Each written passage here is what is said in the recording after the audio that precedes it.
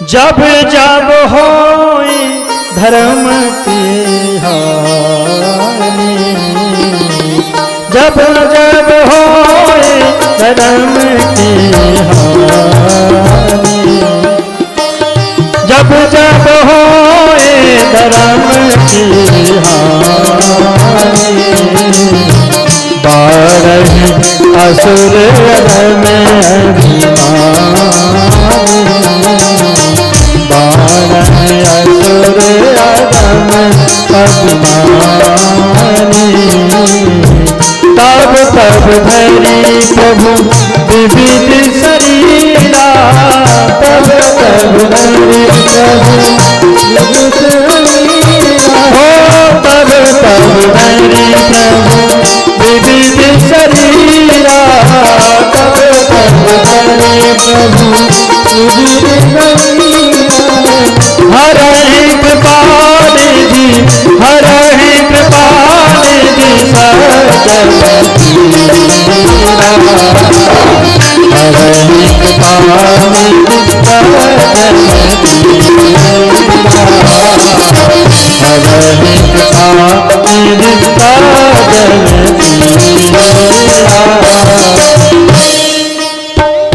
जब जब होए धर्म के हानि, बारह असुर अधम अभिमानी, तब तब धरे प्रभु विविध शरीरा, हरे कृपा निधि सज्जन पीरा।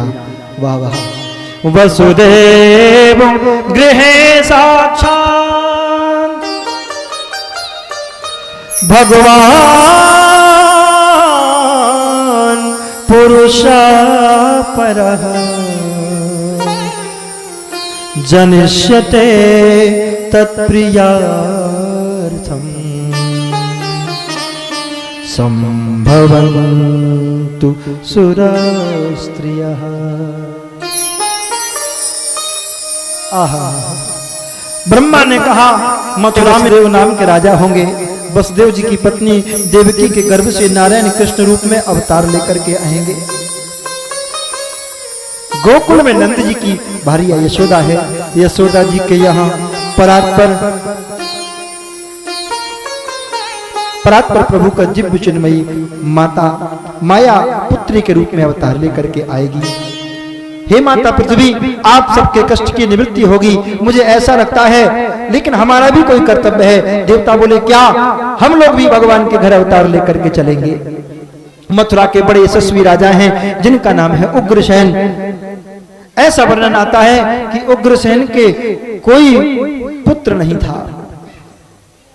बड़ी भारी तपस्या की, पुत्र कामेष्टि यज्ञ किया तो उन उग्रसेन की पत्नी को गर्भ ठहर गया, वो गर्भवती हो गई। एक बार अपनी सहेलियों के साथ वे वन में गई विहार करने। महाराज उग्रसेन की पत्नी को दुर्मल नाम के राक्षस की एक छाया पड़ गई। दुर्मल नाम के राक्षस की छाया पड़ने से महारानी का गर्भ भंग हो रहा था, यानी महारानी का गर्भ में कुछ कमी आ गई उस राक्षस की छाया पड़ने से। लेकिन ब्राह्मण ने कहा राजन, ये बालक आपके वंश को नष्ट करने वाला होगा, वंश को बर्बाद करने वाला होगा। तो राजा उग्रसेन ने सोचा कि ऐसा वंश वृद्धि क्यों करें, जो प्रजा का रक्षक ना हो, भक्षक हो, ऐसे पुत्र को लेकर क्या करें। सो राजा उग्रसेन ने एक वंश पात्र में लिया उस पुत्र को और यमुना जी में बहा दिया। बोलो राधे राधे, जोर से बोलो, भाव से बोलो, मुस्कुरा के बोलो, गुस्सा में मत बोलो। हाँ?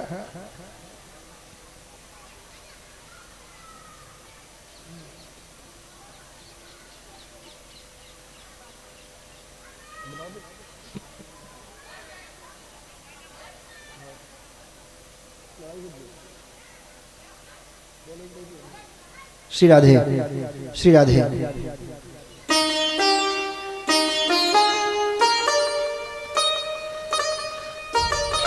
जब उग्रसेन ने अपने ही बेटे को बहा दिया तो किधर कहते हैं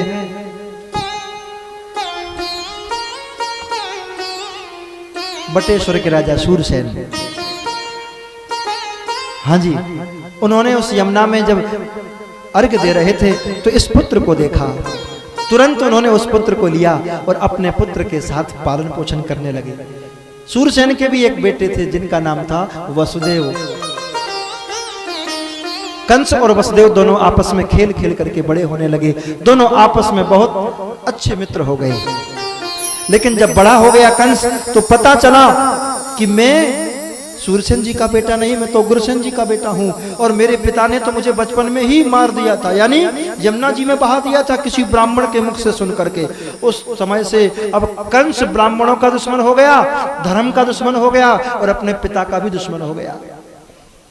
गया महाराज और इतना पिता को सताया, इतना दुख दिया कि तुरंत उग्रसेन को राजगद्दी से उतार करके स्वयं राजा बन बैठा, अपने आप राज तिलक हो गया महाराज, और आज मथुरा का मथुराधिपति बन गया। जबरदस्ती प्रजा में त्राहिमाम त्राहिमाम कोहराम मच गया, सारी प्रजा कंस के अत्याचार से रोने लगी। एक दिन इसी कंस ने अपने चाचा की पुत्री यानी अपने काका देवक की पुत्री देवकी को देखा कि बड़ी हो गई है, अगर मैं इसका विवाह करवाता हूं तो लोगों में मुझे कुछ सिंपैथी, यानी राजनीति में होता क्या है, भले ही 4 साल कुछ मत करो, 4.5 साल कुछ मत करो, 1-2 महीना अच्छे से काम कर दो तो सब भूल जाते हैं लोग। कंस ने ऐसे ही सोचा, कोई अच्छा काम कर देंगे तो लोगों में लगेगा कि मैं सुधर गया हूं, अब मैं लोगों का हूं। इसी बात को मन में बिठा करके आज देवकी का विवाह कंस ने वसुदेव यानी अपने मित्र के संग करा दिया साहब। स्वयं इतना दिया, इतने दिया, मतलब इतना दिया देवकी का विवाह में महाराज की भागवत में लिखा है कई प्रकार की अक्षौहिणी सेना दान कर दी, इतना दिया। लोगों ने सोचा ये कंस क्या कर रहा है, इतनी अपनी बहन से इतना प्रेम करता है, और स्वयं देखो अपने हाथों में सारथी बनकर के अपने हाथों में घोड़ों की लगाम लगा करके हाथों में लेकर के स्वयं अपनी बहन को ससुराल छोड़ने जा रहा था। सभी को मालूम है जैसा आकाशवाणी हुई रास्ते में, अरे कंस, जिस बहन को तू लाड़ प्यार से छोड़ने जा रहा था, छोड़ने जा रहा है, इसी बहन देवकी का अष्टम गर्भ तेरा काल होगा। फिर क्या था, तुरंत कंस ने सोचा मैं तो अच्छा काम कर रहा था, लेकिन इन देवताओं के पेट में बात नहीं पचती, क्या जरूरत थी इस समय बोलने की। तुरंत कंस ने मेहंदी रची हुई उस देवकी के हाथ, अभी मेहंदी भी नहीं छूटी, अपने ससुराल का एक दर्शन तक नहीं किया। वसुदेव के साथ बैठी बैठी देवकी ससुराल के सपने बुन रही थी कि तुरंत आकाशवाणी ने सारा खेल खत्म कर दिया। कंस ने तुरंत अपनी बहन के केसों को पकड़ा, देवकी के केसों को पकड़ा और तलवार खड़ग लेकर के महाराज दौड़ा है बहन को मारने के लिए, गर्दन काटने के लिए। तुरंत वसुदेव ने हाथ पकड़ लिया। क्या कर रहे हो कंस, अभी इसके हाथों की मेहंदी तक हरी है और तुम इसको मारने चले हो उस आकाशवाणी को सुनकर। अगर तुम्हें अपनी बहन मेरी भार्या के अष्टम गर्भ से तुम्हें कोई संकट है, तुम्हें कोई तकलीफ है, तो मैं वचन देता हूं जितने भी इसके बालक बालिका होंगे मैं तुम्हें बचाऊंगा। कंस ने कहा वसुदेव, तुम पर तो मुझे यकीन है, लेकिन दुनिया पर यकीन नहीं है कि तुम किसकी बातों में कब आ जाओ, इसलिए मुझे मजबूरी से समझो, अच्छाई से समझो या बुराई से, तुम्हें मेरे कारागार में चलना पड़ेगा। कंस ने मथुरा में कारागार में दोनों बहन बहनोई को बंद कर दिया। सुखदेव जी कहते हैं परीक्षित, अपनी आंखों को बंद करो, इस दृश्य को देखो, क्या दृश्य होगा। नई नवेली दुल्हन कारागार में बैठी है। आहा, वसुदेव देव की कारागार में बंद हैं। आज सुखदेव जी कहते हैं राजन, अब मैं तुमसे और क्या कहूं और तुमसे मैं क्या निवेदन करूं। धीरे धीरे वो समय आया जब देवकी के एक पुत्र हुआ। कीर्तिमंतम प्रथमजं कंसायानक दुंदुभिः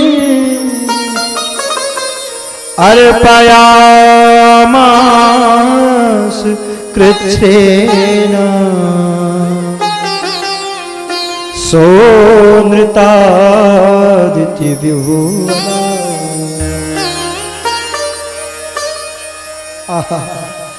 वसुदेव जी के प्रथम पुत्र हुआ जिसका नाम कीर्तिमान रखा। आज वसुदेव जी अपने हाथों में नन्हा सा बालक कंस को सौंप रहे हैं। कंस ने उस बालक को देखा, दया आ गई, ले जाओ वसुदेव, मुझे एक से कष्ट नहीं है, मुझे तो इसके 8वें गर्भ से कष्ट है, इसको पालो, जाओ ले जाओ। इतने में नारद जी ने देखा, अगर कंस के मन में ऐसा ही दया का भाव आ गया तो इसका पाप का घड़ा भरने वाला नहीं है, इसको तो पापी बनाना पड़ेगा। सो नारद जी तुरंत वहां से आए, नारायण नारायण, शिष्य आइए गुरुजी पधारिए। नारद जी कंस के गुरु थे। नारद जी ने कहा, ये क्या देख रहा हूं राजन, तुमने वसुदेव के पुत्र को क्यों छोड़ दिया? कंस ने कहा, गुरुजी इससे मुझे कोई खतरा नहीं है, आपको याद नहीं है आकाशवाणी ने कहा था 8म गर्भ काल होगा, ये तो पहला है। नारद जी ने एक फूल लिया कमल का जिसमें 8 पंखुड़ियां थी और कंस के सामने रख करके बोला, देखो अब इसमें से ये बताओ पहला कौन सा है और 8वां कौन सा है। इधर से गिने कंस तो इधर 8वां, इधर से गिने तो इधर पहला, इधर 8वां फिर पहला, इधर से गिने तो इधर 8वां, इधर पहला, इधर से गिने तो इधर 8वां, इधर पहला। कंस की बुद्धि खराब, बोले गुरुजी कहना क्या चाहते हो? गुरुजी ने कहा, अरे मूर्ख कंस, मैं ये कहना चाहता हूं भगवान है वो, कुछ भी चल कर सकते हैं, 8वें को पहला बना सकते हैं, पहले को 8वां कर सकते हैं। समझ में आ गया कंस को। तुरंत वसुदेव को बुलाया, वसुदेव के हाथों से वो बच्चा छीना और तुरंत पत्थर पर ले जाकर के पटक करके मार दिया। ऐसे कर करके 6 पुत्रों को मार दिया।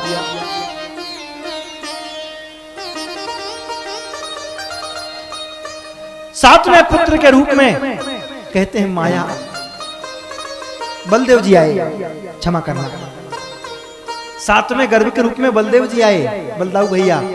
सो ऐसा किया कि 7वें पुत्र को भगवान ने अंदर से खींच के सीधा रोहिणी के गर्भ में पहुंचा दिया। ले जी नंद बाबा के यहाँ गोकुल में, इधर रोहिणी के यहाँ बलदाऊ जी का जन्म हो गया। बोले बलदाऊ जी महाराज की। रोहिणी के गर्भ से बलदाऊ भैया आए। धीरे धीरे वह समय आया, धीरे धीरे पावन काल आया और मैया देवकी का गर्भ चमकने लगा। 8म रूप में भगवान आने वाले थे। जैसे ही भगवान आए, चतुर्भुज रूप लेकर के सारे देवताओं ने स्तुति की है। आइए भगवान आने वाले हैं, हम सभी भी भगवान की स्तुति करें। भगवान आने ही वाले हैं, ध्यान रखना 5 मिनट के अंदर।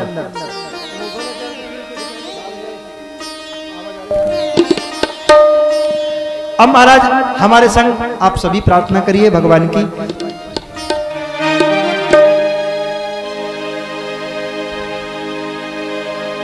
ध्यान रखना, जो ना बोले उसके बगल में बैठने वाले की अब हम नहीं बताएंगे। स्वागतम कृष्णा, स्वागतम कृष्णा, स्वागतम कृष्णा, स्वागतम कृष्णा, स्वागतम कृष्णा, स्वागतम कृष्णा, स्वागतम कृष्णा, स्वागतम कृष्णा, स्वागतम सुस्वागतम शरणागतम कृष्णा, स्वागतम सुस्वागतम शरणागतम कृष्णा, स्वागतम सुस्वागतम शरणागतम कृष्णा, स्वागतम कृष्णा, स्वागतम कृष्णा, स्वागतम कृष्णा, सुस्वागतम कृष्णा। जय हो।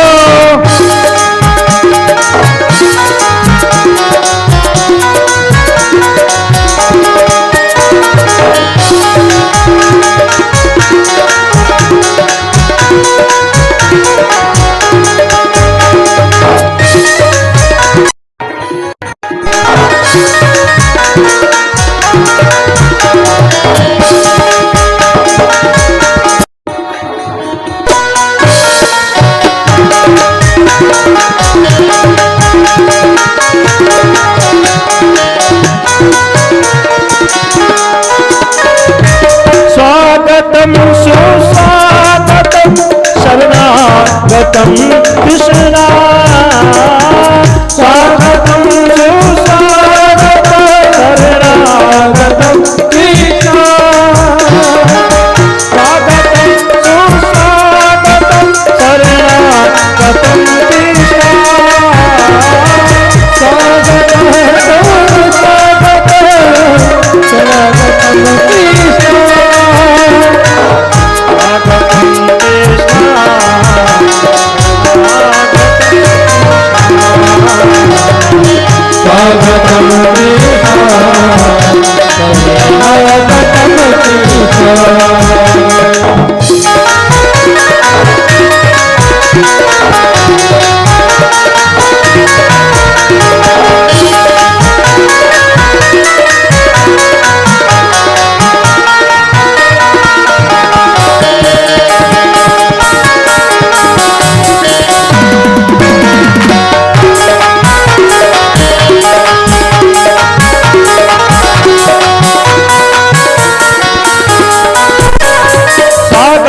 फूलों की माला बनाई, स्वागत में फूलों की माला बनाई, स्वागत में फूलों की माला बनाई, स्वागत में फूलों की माला बनाई, माला बना के गले पहनाई, माला बना के गले पहनाई, स्वागत करे हमने भाए धर्म, स्वागत करे हमने भाए धर्म, आओ आओ कृष्ण स्वागतम स्वागतम आओ आओ कृष्ण स्वागतम स्वागतम आओ कृष्ण स्वागतम स्वागतम आओ आओ कृष्ण स्वागतम स्वागतम स्वागतम स्वागतम स्वागतम स्वागतम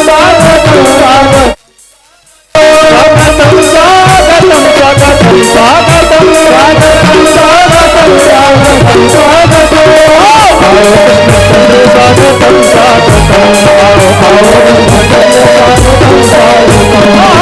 स्वागतम स्वागतम आओ आओ स्वागतम स्वागतम स्वागतम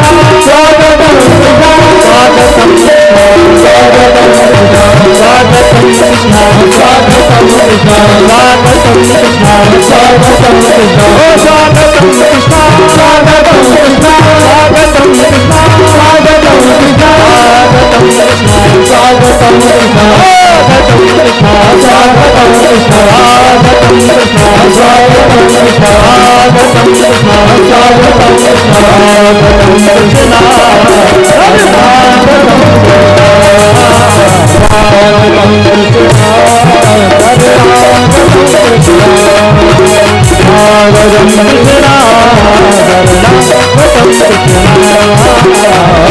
शरणागतम